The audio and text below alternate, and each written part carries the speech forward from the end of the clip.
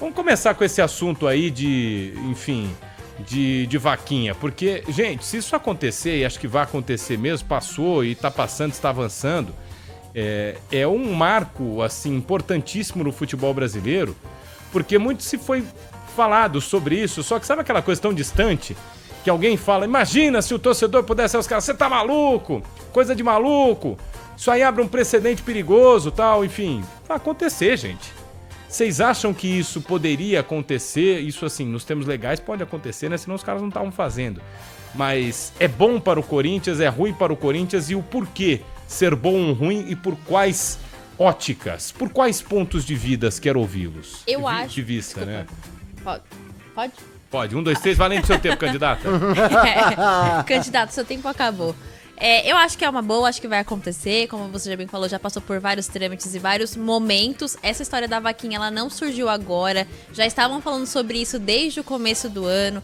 Os Gaviões, que é a torcida organizada que tá liderando esse projeto, eles já estavam falando sobre isso. Eu acho que é benéfico pro Corinthians no ponto de vista de que você vai, até certo ponto, quitar essa dívida. São quase 700 milhões de reais necessários para poder pagar a Neoquímica Arena inteira. Aí vai depender de quanto vai se arrecadar de cada torcedor, né? Eu acredito que tem torcedor que vai mandar 2 mil, vai ter gente que vai querer mandar 500 mil reais e por aí vai. Só que mostra também a incapacidade das gestões passadas do Corinthians de terem feito um bom contrato que ajudasse o clube a pagar essa dívida. Porque a gente sabe que você construir um estádio, principalmente um estádio moderno como o estádio do Corinthians, você precisa usar outros recursos além do próprio futebol para você quitar. Não tem como você pagar um estádio como esse só com bilheteria e a diretoria, as diretorias passadas, além de não pagar essa dívida, ela fazia muito mais dívida. Sim. O Corinthians toda hora estava embolado em mais dívida, era dívida com o jogador, dívida com o empresário, acionado na FIFA, várias questões. Eu acho que é uma boa forma ali, né, que os torcedores encontraram e movidos pela paixão,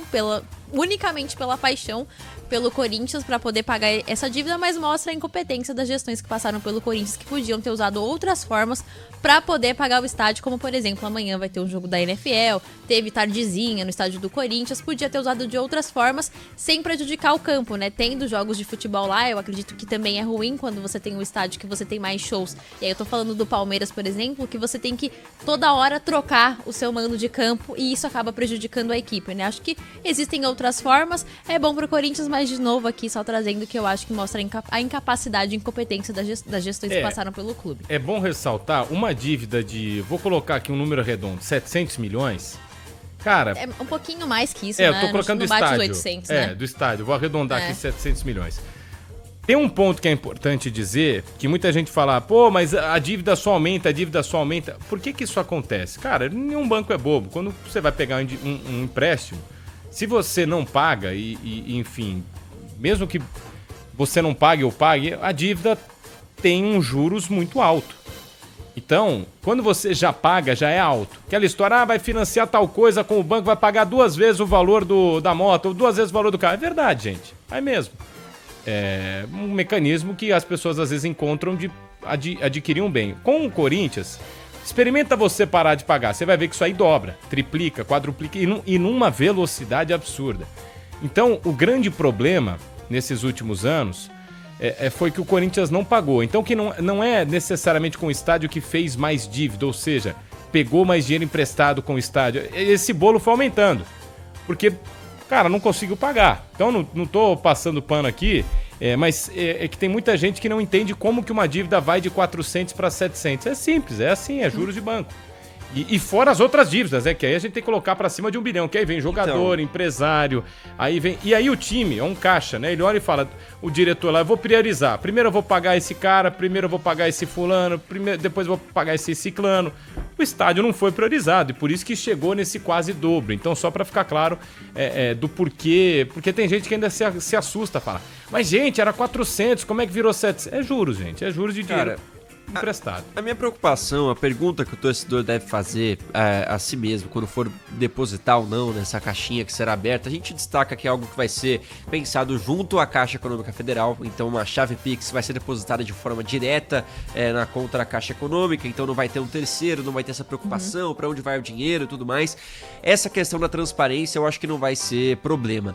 Mas, meu caro Pedro Martelli, o que o torcedor vai estar fazendo é aliviando uma dívida do Corinthians. Mais uma dívida do Corinthians, que tem valor de dívida superior a 1 bilhão de dívidas, né? O Corinthians tá muito endividado. Metade vai, mais ou menos? Vai pagar? Não vai chegar a 700 milhões, eu imagino, mas vai conseguir abater algo próximo aí. Que tá consiga 500 milhões de reais. Da... A vaquinha. Que consiga tá. 500 milhões de reais dessa vaquinha. O que vai mudar pro Corinthians?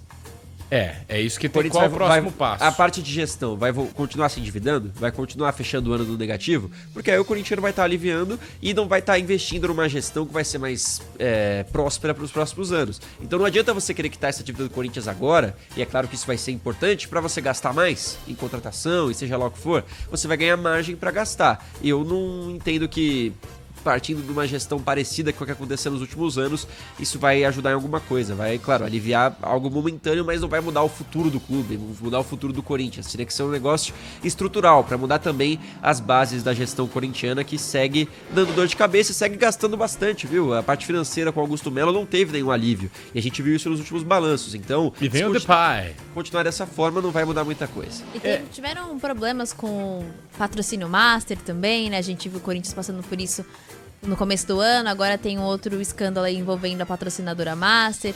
O Corinthians tem essa questão da contratação, mas tem talvez um processo de impeachment que pode acontecer, né, sendo movido. Então, tem essas outras questões que também envolvem esse ponto que o Bruno trouxe sobre como esse dinheiro vai ser usado ali para ser pago uma parte do estádio, mas e o restante, como é que vai ficar?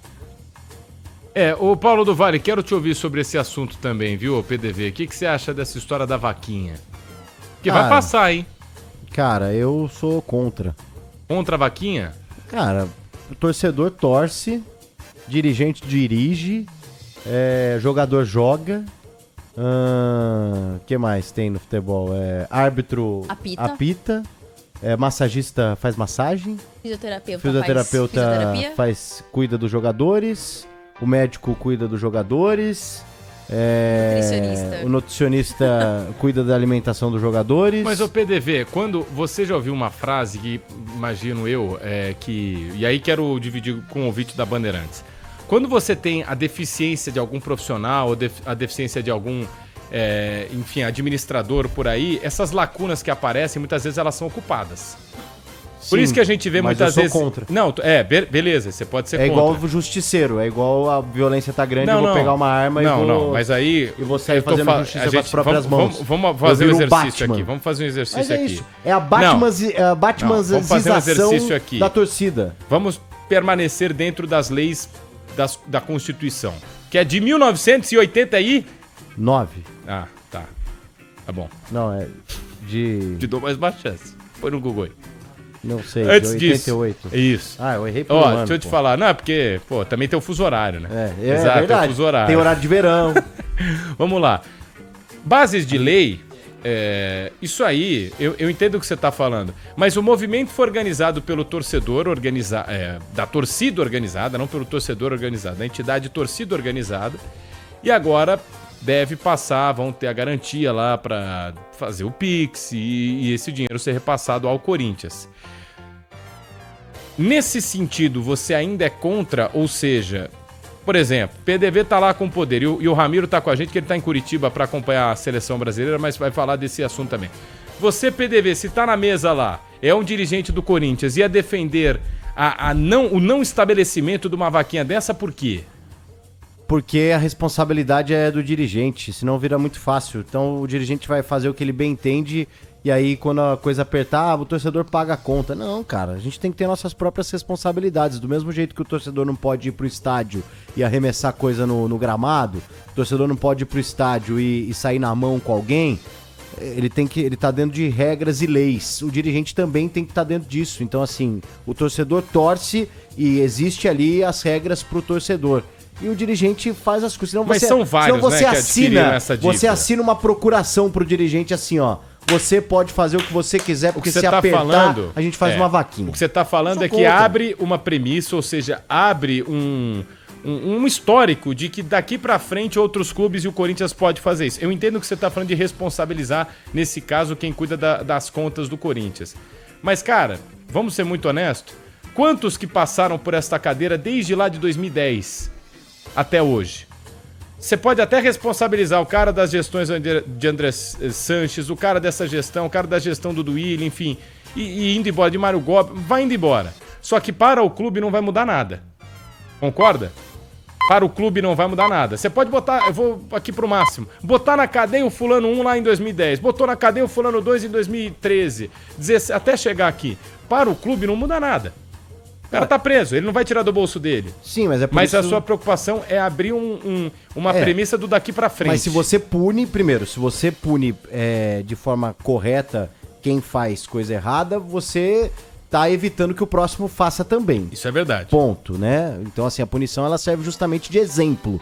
A pessoa está sendo punida porque ela errou, então não façam como ela fez, porque senão você também será punido. A segunda questão é que eu acho que o futebol deveria ser gerido dessa forma. O dirigente que assinou é o dirigente que assume aquilo que ele assinou pra vida. Tá. Então, assim, isso não existe no futebol, mas que dirigente que assinou o contrato de tal jogador pro clube pagar, porque você tá avalizando. A partir do momento que você assina que você vai pagar R$800 mil por mês pro James Rodrigues, você está dizendo, como responsável do clube, que esse clube tem condição de pagar. A partir do momento que essa garantia o clube não tem mais, quem assinou é quem tem que dar essa garantia. Entendi. Então eu acho que os dirigentes tinham que ser responsabilizados por tudo que eles assinam.